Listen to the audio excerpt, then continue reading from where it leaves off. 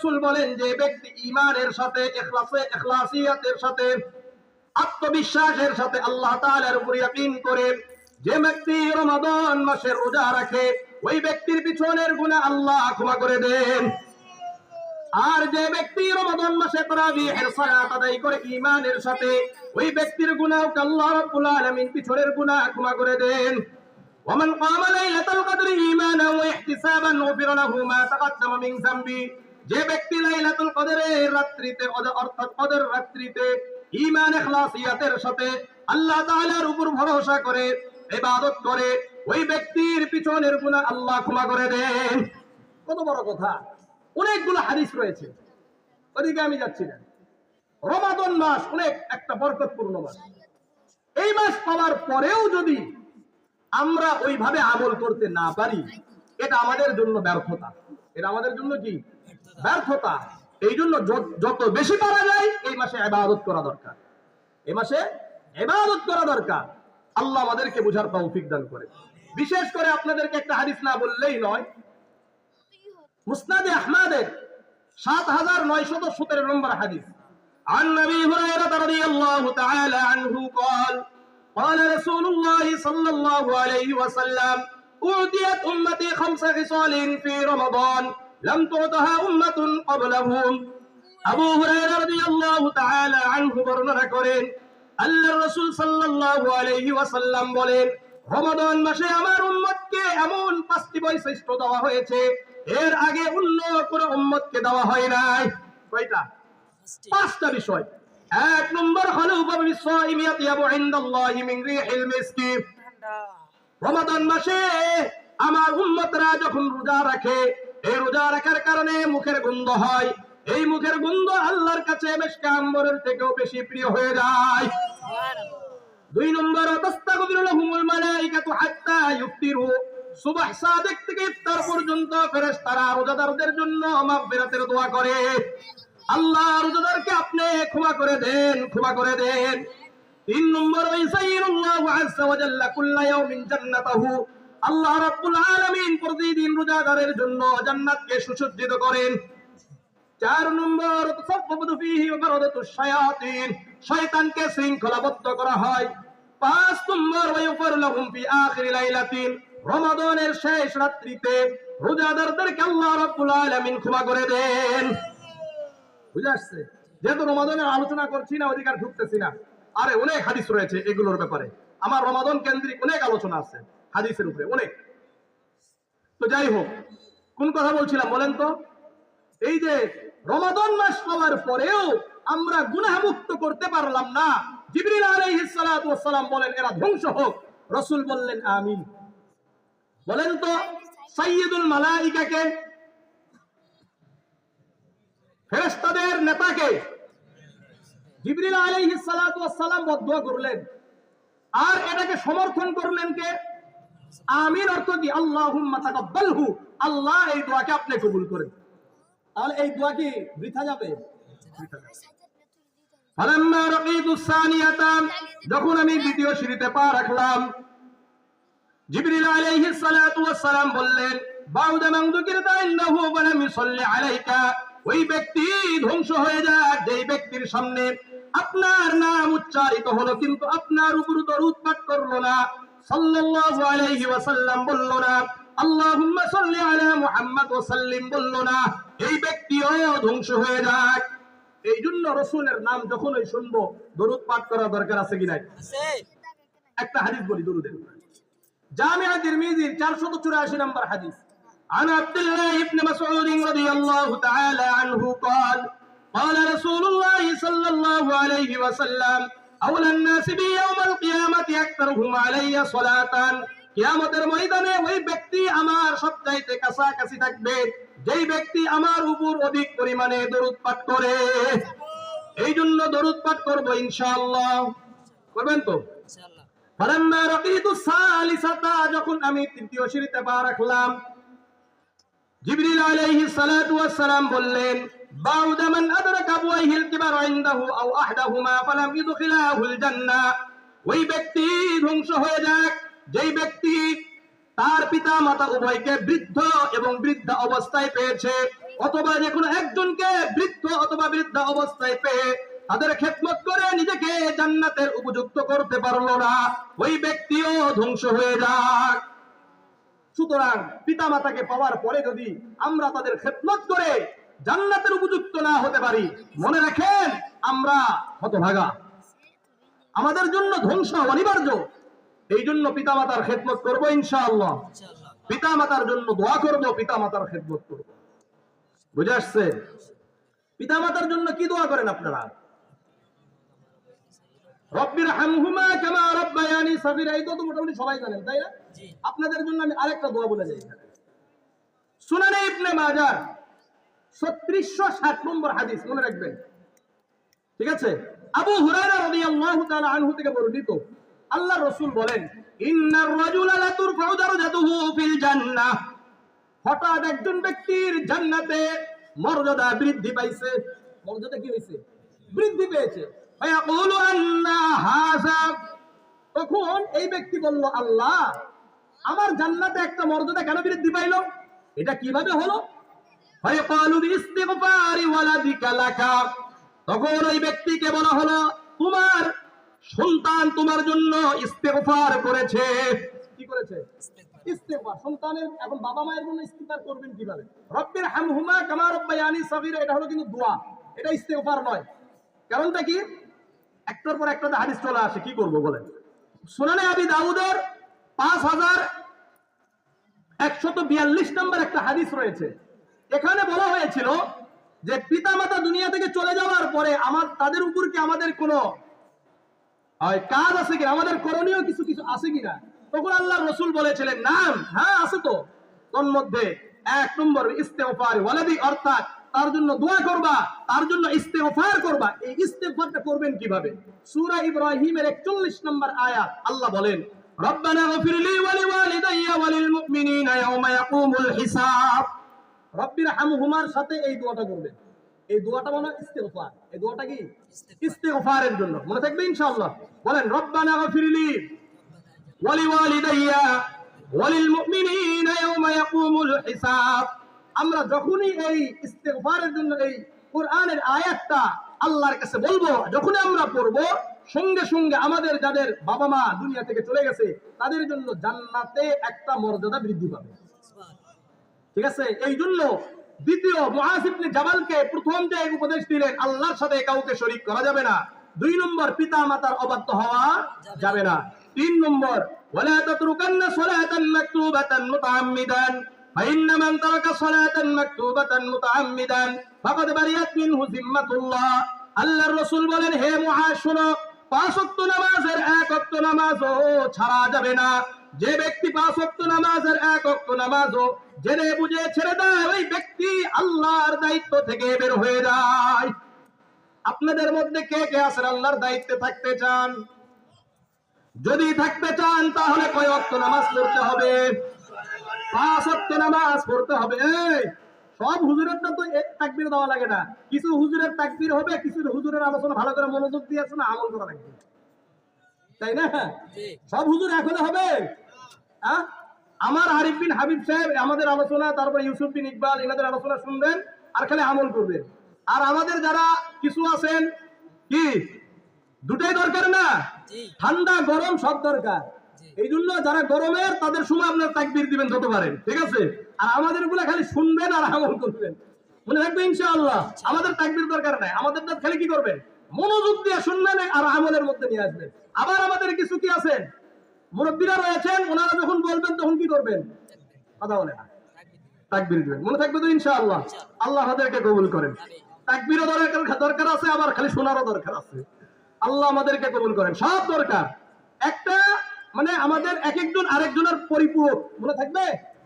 কেউ স্বয়ং সম্পূর্ণ, আমরা কেউই স্বয়ং সম্পূর্ণ নয়, সবাই একজন আরেকজনের কি পরিপূরক। আল্লাহ আমাদেরকে কবুল করেন। তো যাই হোক, 5 ওয়াক্ত নামাজের 1 ওয়াক্ত নামাজও ছাড়া যাবে না। দেখেন, এই নামাজের হিসাব সর্বপ্রথম দিতে হবে।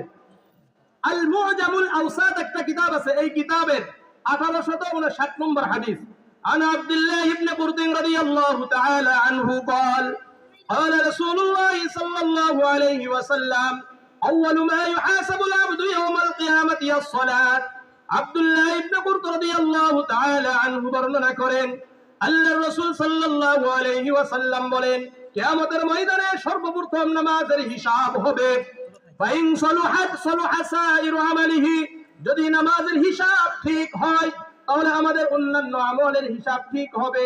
ওয়াইন ফাসাদাত ফাসাদা সাইরু আমালিহি, আর যদি নামাজের হিসাবের মধ্যে গরমিল হয়ে যায় অন্যান্য আমলের মধ্যে গরমিল দেখা দিবে। এই জন্য নামাজ পড়া দরকার আছে কি নাই? আমরা 5 ওয়াক্ত পড়ব তো ইনশাআল্লাহ। রাসূলের শেষ কথা ছিল as-সালাত। সুনান ইবনে মাজাহ 2697 নম্বর হাদিস, عن علي بن ابي طالب رضي الله تعالى عنه قال كان اخر كلام النبي صلى الله عليه وسلم الصلاه وما ملكت ايمانكم। আলী ইবনে আবি তালিব রাদিয়াল্লাহু তাআলা আনহু বলেন, আল্লাহর রাসূলের শেষ কথা ছিল as-সালাত, নামাজের যত্ন নাও, নামাজের যত্ন নাও। ওয়া মা মালাকাত আইমানুকুম, তোমাদের অধীনস্থ যারা থাকবে তাদের যত্ন নাও, তাদের সাথে ভালো আচরণ করো। এই জন্য যারা 5 ওয়াক্ত নামাজ পড়বেন, শুনেন, 5 ওয়াক্ত নামাজ পড়লে লাভটা কি? আমার আপনার গুনাহগুলো আমাদের শরীর থেকে এমন ভাবে পরিষ্কার হয়ে যাবে যেমন একজন ব্যক্তি প্রতিদিন নদীতে 5 বার গোসল দেয়। কয়বার? 5 বার গোসল দেয়। সহিহ বুখারীর 528 নম্বর হাদিস, عن ابي هريره رضي الله تعالى عنه قال قال رسول الله صلى الله عليه وسلم ارايتم لو ان نهرا بباب احدكم يغتسل فيه كل يوم خمسا। আবু হুরায়রা রাদিয়াল্লাহু তাআলা আনহু বর্ণনা করেন, আল্লাহর রাসূল সাল্লাল্লাহু আলাইহি ওয়াসাল্লাম বলেন, এই শোনো, তোমাদের বাড়ির সামনে, তোমাদের ঘরের সামনে যদি একটা নদী থাকে, নদী, আর এই নদীতে ওই ব্যক্তি প্রতিদিন 5 বার গোসল দেয়। কয়বার? 5 বার গোসল দেয়। মা তাকুলু যালিকা ইবকি মিন দারনিহি শাইআন, ওই ব্যক্তির শরীরে কি কোনো ময়লা বাকি থাকবে? কোনো ময়লা বাকি থাকবে? ক্বালু লা ইয়াবকা মিন দারনিহি শাইআন, সাহাবারা বললেন, ইয়া রাসূলুল্লাহ, ইয়া হাবিবাল্লাহ, ওই ব্যক্তির শরীরে কোনো ময়লা বাকি থাকবে না। আল্লাহর রাসূল বললেন, ফাযালিকা মিসলু সালাতিল খামসি ইয়ামহুল্লাহু বিহাল খাতায়া, 5 ওয়াক্ত নামাজের উদাহরণ ওই নদীর নাই। ওই নদীতে 5 বার গোসল দেওয়ার কারণে ওই ব্যক্তির শরীরে যেমন কোনো ময়লা বাকি থাকবে না, ঠিক তেমনি ভাবে যে ব্যক্তি 5 ওয়াক্ত নামাজ পড়বে ওই ব্যক্তির শরীরে কোনো গুনাহ বাকি থাকবে না। এই জন্য 5 ওয়াক্ত নামাজ পড়বো ইনশাআল্লাহ। বিশেষ করে ফজরের নামাজটা সবাই পড়েন। কোন নামাজ? ফজরের নামাজ। সহিহ মুসলিমের 1377 নম্বর হাদিস, عن عثمان بن عفان رضي الله تعالى عنه قال قال رسول الله صلى الله عليه وسلم من صلى العشاء في جماعة فكأنما قام نصف الليل। আল্লাহর রাসূল বলেন, যে ব্যক্তি ইশার নামাজ জামাতের সাথে আদায় করলো ওই ব্যক্তি যেন অর্ধরাত্রি ইবাদত করার সওয়াব অর্জন করলো। ওয়ামান সাল্লা সুবহা ফি জামাআতিন ফাকান্নামা সাল্লাল লাইলা কুল্লাহু, যে ব্যক্তি ফজরের নামাজ জামাতের সাথে আদায় করলো ওই ব্যক্তি যেন সারা রাত ইবাদতে কাটিয়ে দিল। এই জন্য ফজরের নামাজ পড়া দরকার আছে কি নাই? পড়বেন তো ইনশাআল্লাহ। যে ব্যক্তি ফজরের সালাত আদায় করে এই ব্যক্তি আল্লাহ তাআলার দায়িত্বে থাকে। কার দায়িত্বে? জামি' তিরমিজির 2164 নম্বর হাদিস, عن ابي هريره رضي الله تعالى عنه قال قال رسول الله صلى الله عليه وسلم من صلى الصبح وهو في ذمة الله। আবু হুরায়রা রাদিয়াল্লাহু তাআলা আনহু বর্ণনা করেন, আল্লাহর রাসূল সাল্লাল্লাহু আলাইহি ওয়াসাল্লাম বলেন, যে ব্যক্তি ফজরের নামাজ আদায় করলো ওই ব্যক্তি আল্লাহর দায়িত্বে চলে গেল। কার দায়িত্বে? ফালা ইতবিআন্নাকুমুল্লাহু বিশাইইন মিন যিম্মাতিহি, যেই ব্যক্তি আল্লাহর দায়িত্বে চলে যায় ওই ব্যক্তিকে যদি কেউ কষ্ট দেয় ওই ব্যক্তিকে স্বয়ং আল্লাহ অভিযুক্ত করে তাকে কষ্ট দিবেন। সভাপতি সাহেব ফজরের সালাত আদায় করছে, আমি ওনাকে কষ্ট দিলাম, তাহলে আমাকে অভিযুক্ত করবেন কে? আল্লাহ। আল্লাহ আমাকে আবার কি করবেন? অভিযুক্ত করে শাস্তি দিবেন। এই জন্য যারা ফজরের সালাত আদায় করে তাদেরকে কষ্ট দেওয়া যায়? কেউ নামাজ পড়লো না ফজরের নামাজ, ইমাম সাহেব আর মুয়াজ্জিন যে পড়ে কি পড়ে না, তাহলে ইমাম আর মুয়াজ্জিনকে কষ্ট দেওয়া যায়? কি বলেন? ইমাম আর মুয়াজ্জিন তো আমাদের চাকর। কি বলেন? ইমাম আর মুয়াজ্জিন আমাদের চাকর না, কিন্তু আমাদের ব্যবহারে তো বোঝা যায় যে ইমাম আর মুয়াজ্জিন আমাদের চাকর, তাই না? জান্নাতে যাইতে চাইলে ইমাম মুয়াজ্জিনের সাথে ভালো আচরণ করেন, নাহলে খবর আছে। আল্লাহ আমাদেরকে হেফাজত করেন। তাহলে 5 ওয়াক্ত নামাজের 1 ওয়াক্ত নামাজও ছাড়া যাবে না। কয় নম্বর? 3 নম্বর গেল।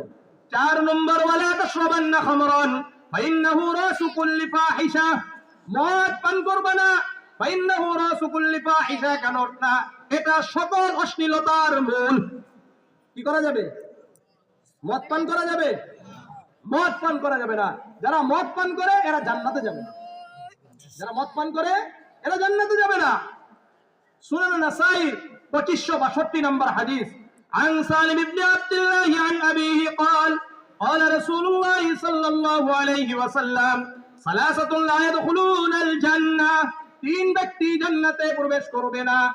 1 নম্বর, আল আকুল লিওয়ালিদাইহি, পিতামাতার অবাধ্য সন্তান জান্নাতে প্রবেশ করবে না। পিতামাতার অবাধ্য সন্তান জান্নাতে প্রবেশ করবে না। 2 নম্বর, ওয়াল মুদমিনু আলাল খামারি, মদ পানকারী জান্নাতে প্রবেশ করবে না।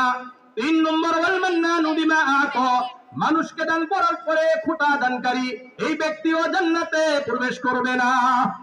আর মদ পান করা যাবে? মদ পান করা যাবে না। 4। 5 নম্বর, ওয়াইয়াকা ওয়াল মাসিয়া ফাইন্না বিল মাসিয়াতি হাল্লা সাখাতুল্লাহি আযজা ওয়া জাল্লা, গুনাহের কাছাকাছি যাওয়া যাবে না, কেননা গুনাহের কারণে আল্লাহ তাআলার শাস্তি অবতীর্ণ হয়। কিসের শাস্তি? আল্লাহর শাস্তি অবতীর্ণ হয়। আপনাদেরকে 15টা গুনাহের কথা বলছি, একটু মনোযোগ দিয়ে বুঝেন। একটা হাদিস বলি, শুনেন, বুঝেন। আমাদের সমাজে আছে কিনা একটু দেখেন। জামিয়া তিরমিজির 2210 নম্বর হাদিস, عن علي بن ابي طالب رضي الله تعالى عنه قال قال رسول الله صلى الله عليه وسلم اذا فعلت امتي 15 خصلة حل بها البلاء। আলী ইবনে আবি তালিব রাদিয়াল্লাহু তাআলা আনহু বর্ণনা করেন, আল্লাহর রাসূল সাল্লাল্লাহু আলাইহি ওয়াসাল্লাম বলেন, ইযা ফাআলাত উম্মতি 15 খাসলাতান, আমার উম্মত যখন 15টি গুনাহে লিপ্ত হয়ে যাবে। কয়টি গুনাহ? আমার সাথে বলেন, কয়টি গুনাহ? 15টি গুনাহে লিপ্ত হয়ে যাবে। ওই সময় আমার উম্মত সকল বিভিন্ন প্রকারের বিপদে পড়ে যাবে।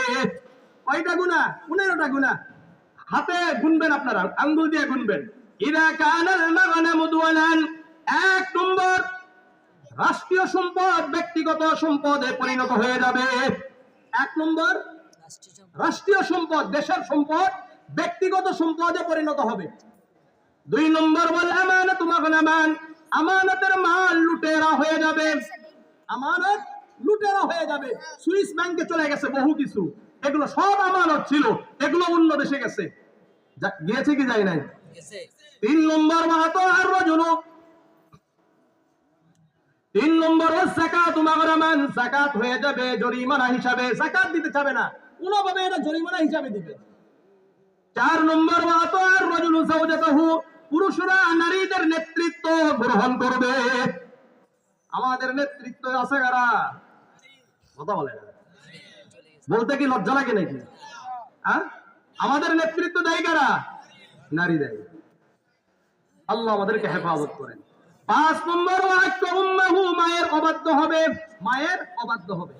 6 নম্বর, ওয়াবাররা সাদিকাহু, অন্যদেরকে বন্ধু হিসেবে গ্রহণ করবে। 7 নম্বর, ওয়াজাফা আবাহু, বাবাকে দূরে সরে দিবে। আমাদের অনেক ভাইরা আছেন বাবাকে দূরে সরে দিছে, শ্বশুরকে আপন করে নিছে, এরকম আছে কি না? আছে। 8 নম্বর, ওয়ারতাবাতিল আসওয়াতু ফিল মাসাজিদ, মসজিদগুলোতে হই হাল্লা শুরু হয়ে যাবে। 9 নম্বর, ওয়া কানা যাইমুল কওমি আরসালাহুম, এলাকার নিকৃষ্ট এবং মূর্খ ব্যক্তিরা নেতৃত্ব দিবে। নেতা আছে কি নাই?